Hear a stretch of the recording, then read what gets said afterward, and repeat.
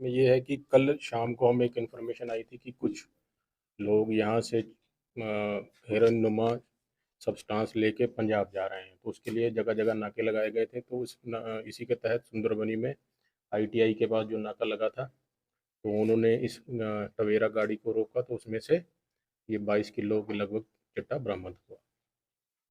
Sir ये जो क्या हम इसको सरहद के उस पार से मान सकते हैं कि एक क्रॉस एलओसी से आया हो? देखो, कल भी पुंछ में कोई 1 मिलियन इंजर्ड हुआ, तो 2 पकड़े गए, उनके पास भी चिट्टा बरामद हुआ 20 किलो करीब।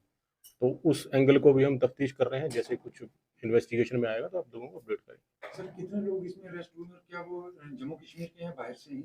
इसमें 2 लोग अरेस्ट हुए हैं और दोनों के दोनों वो गुरदासपुर पंजाब के हैं। सर 22 किलो जो रिकवरी हुई है हीरोइन सब्सटेंस की, अगर तो उसकी मार्केट वैल्यू किस लेवल की हो सकती है?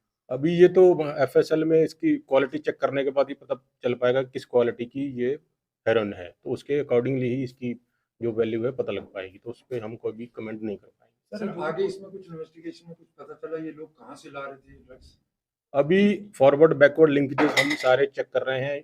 अभी तक जो हमारे पास इंफॉर्मेशन है कि ये पुंछ से लेके आ रहे थे और पंजाब लेके जा रहे थे। सर क्या कोई और अरेस्ट पॉसिबल है?